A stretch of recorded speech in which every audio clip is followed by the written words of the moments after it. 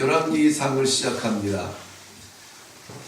오늘 저는 말씀의 제목을 역사의 주인이다 라는 제목으로 잡아보았는데요. 역사의 주인.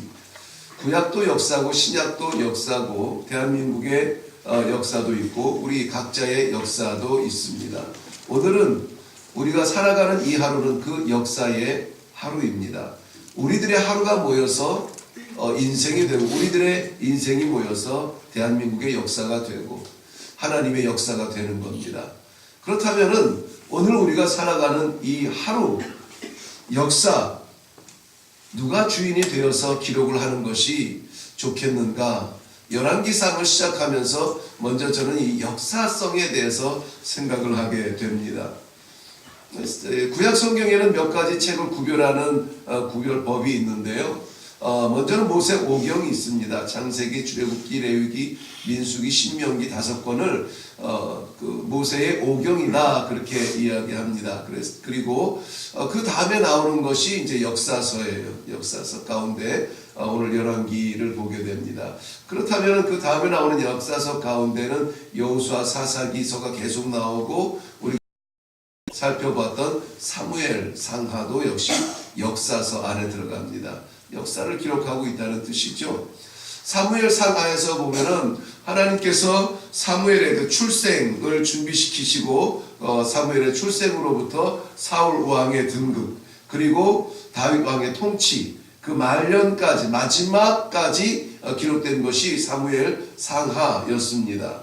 오늘부터 시작되는 이 열왕기서는 이 다윗 왕의 인종을 보게 되는데요. 다윗 왕의 인종과 더불어서 솔로몬이 왕으로 등장을 하고 솔로몬 이후에 안타깝게 이스라엘은 남북으로 분열이 됩니다. 북이스라엘과 남유다로 분열이 되어지고 북이스라엘의 수도의 중심이었던 사마리아 성이 722년에 아수르에 의해서 멸망당하고 무너지게 되고요. 그 다음에 586년에 예루살렘 성이 블레셋 바벨론에 의해서 함락이 되어지고 무너지는 약 400년 동안의 이야기가 기록이 된 것이 열왕기상입니다.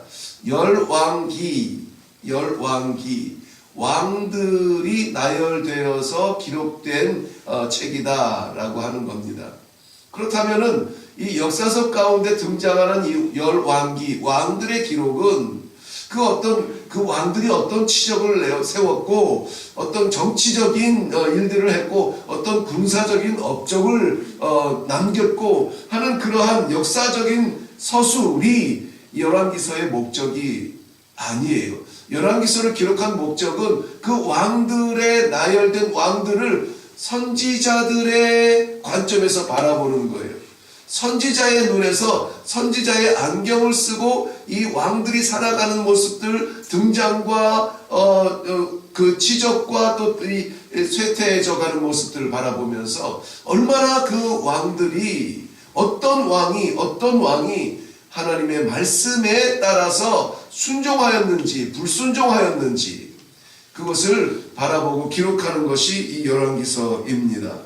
그러므로 이 열왕기에 기록되어지는 모든 왕들의 모습들은 어쩌면은 하나님의 관점에서 우리의 각자의 삶을 바라다보는 어떠한 말씀이기도 하는 것입니다.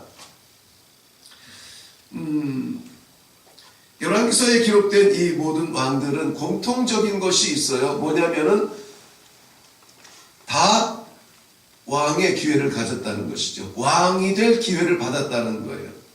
다 왕이 될 기회를 받았다. 그런데 어떤 왕은 선한 왕으로 기록이 되고 어떤 왕은 악한 왕으로 기록에 남습니다.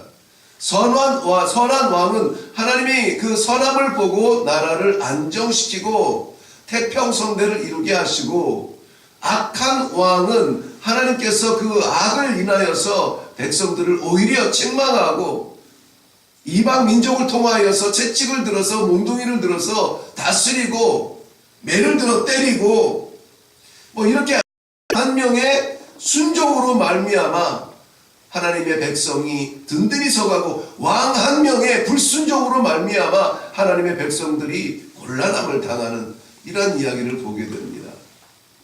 이것은 구약에 등장했던 몇 사람 기록된 왕들의 이야기가 아니라 오늘 우리들의 이야기로 바라보며 묵상하면은 유익이 참 많이 있습니다. 다시 말하면은 우리가 하나님 말씀에 순종할 때에 하나님께서 기뻐하시며 그의 예비된 복을 나누실 것이고 부으실 것이고, 우리가 불순종함에도 불구하고 얻어지는 복은 그것은 문제가 있는 거예요. 불순종한다면 하나님께서 불순종하는 자녀들을 바르게 가르치기 위하여서 매를 드시는 거예요. 악에는 하나님께서, 죄에는 반드시 벌이 따르잖아요. 그러므로 우리가 오늘 이 말씀을 대할 때에 그런 면에서 우리는 좀 이 하나님의 관점에서, 선지자적인 관점에서 이 왕들을 바라볼 수 있기를 바랍니다. 그저 그들의 어떤 치적이나 업적이 아니라 그들이 얼마나 하나님을 바로 보았는지, 얼마나 하나님을 전심으로 따랐는지, 하나님께서 다스리는 건지 저들이 다스리는 건지 바라본다면은 이 열왕기서를 우리가 묵상해 나아가면서 우리의 삶에 커다란 그 변화가 일어나지 않을까 하는 기대를 갖게 됩니다. 오늘 열왕기상에는 우리가 세 군데를 읽어보았는데 다 다른 이름이 나와요. 먼저는 다윗 왕이 나오고 아도니아가 나오고 솔로몬이 나옵니다. 다윗 왕은 우리가 알듯이 들에서 양을 치던 목자였습니다. 꿈을 꿀 수도 없는 그러한 사람이 왕이 되어서, 그것도 하나님께로부터 인정받는 왕이 되어서 불안에 떨고 이렇게 잘못되어져 가는 하나님의 백성들의 길을 하나님께로 바로 세우기 위하여서 애를 썼던 그런 왕으로 부름받고 또 하나님께서 그를 그렇게 사용하십니다. 두 번째, 아도니아는 스스로는 왕이 된다라고 했지만은 왕의 대열에 일어나지는 못합니다. 아들의 서열로는 네 번째로서 왕이 되기에 부족함은 없어요. 왜냐하면은 다윗 왕에게는 이 아들들이 참 많이 있었는데요. 역대상에 보면은 하나님께서 솔로몬이라고 하는 이 아들을 지명한 것 외에도 하나님께서 주신 아들들이 참 많이 있어요. 그 중에 첫째 아들은 우리가 알듯이 암논 살해당했죠. 형제에 의해서 살해를 당했습니다. 그 다음에 둘째 아들은 다니엘이라고 하는데 거의 등장하지 않아요. 그저 이름만 나올 뿐이에요. 문제가 있었든지 아니면은 어떠한 역할이 없었든지 그렇게 많이 나오진 않습니다. 셋째 아들이 압살롬인데 반역을 했다가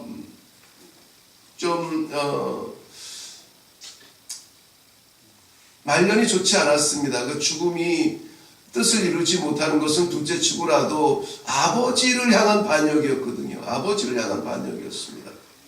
안타까운 죽음을 보게 됩니다. 그 다음이 아도니아예요. 그러니까는 순서로 따르면은 이제 내가 왕이 되는 게 맞습니다. 그리고 이 아도니아는 아버지에게 일단 오늘 본문 이후에 보면은 그는, 오늘 본문 한번 볼까요? 5절.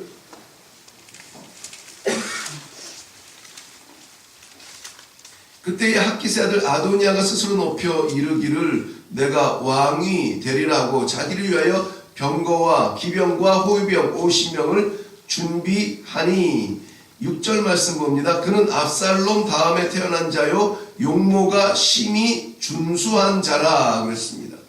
일단 용모가 심히 준수한 자라 빼어났습니다. 괜찮아 보였어요. 그럴 법합니다. 사람들이 인정할 만했습니다. 뿐만이 아니면은 그의 아버지가 내가 어찌하여 그리하였느냐고 하는 말을 한 번도 그를 섭섭하게 한 일이 없다. 이것을 두 가지로 봅니다. 하나는 다윗의 자녀 교육의 부재라고 보는 견해가 있어요. 자녀 교육을 전혀 시키지 않았다.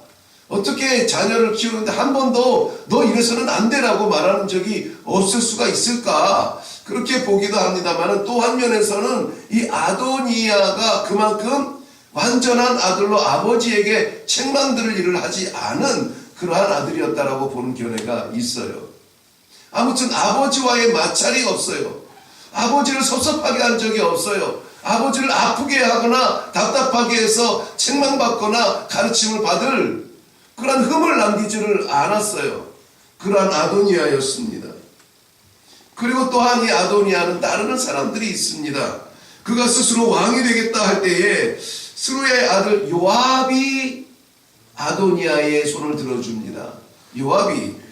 그리고 제사장도 있습니다. 아비아달이라고 하는 제사장도 왕이 되기에 적합합니다. 그를 따라요. 뿐만이 아니라 9절에 가서 보면은 이 솔로몬을 제외한 모든 동생들이 그의 잔치에 참여를 합니다. 뿐만이 아니라 모든 유다인들이 그를 인정을 합니다. 그렇지만 그는 왕이 되지 못해요. 원했지만 되지 못해요. 스스로 내가 왕이 되겠다라고 일어나지만 없었습니다. 그리고 우리가 세 번째 읽어본 38절 이후에 보면은 솔로몬이 등장을 합니다. 역대상 3장에 보면은 그 아들들, 다윗의 아들들의 이름들이 기록이 되어져 있는데요. 솔로몬은 기록된 순서에 의하면 10번째 아들이에요. 기록된 아들만 다윗에게는 19아들이 나오고요. 그리고 그 외에 첩들로 인하여서 많은 아들들이 그에게 있었다. 그러니까는 뭐 굳이 숫자를 셀 저기가 아닌 거예요. 솔로몬은 10번째 아들이었습니다. 순서로 치자면은 거의 올 가능성이 없어요. 그리고 이 솔로몬은 다윗에게 충성했던 우리아의 아들 밧세바에게로부터 태어난 서자였습니다. 아들. 소문이 안 났겠나? 저 사람이 왕이 된다면 배 아파할 그럴 사람들이 많습니다. 될 수가 없는 자리였습니다. 순서도 안 되고 분위기도 안 되고 요압도 돌아서고 안 됩니다. 그런데 열왕기상 가운데 거의 절반 11장까지 절반의 부분을 할애해서 하나님께서는 솔로몬에 대해서 기록할 눈여겨볼 왕이 됩니다. 오늘 드리고 싶은 말씀은 다윗, 꿈도 못 꿨던 사람이 왕이 됐어요. 계획지 않았습니다. 분위기도 덜해서 왕궁으로 가게 된 완전한 변화가 일어나는 왕이 돼요. 하나님에 의해서 그렇게 됩니다. 왕이 되겠다고 무엇을 무예를 연마한 것도 아니고 왕이 되겠다고 꿈을 꿔본 적도 없고 가족들 관심 밖에 있었던 이 소년 다윗이 왕이 되는데 하나님께서 그를 세우세요.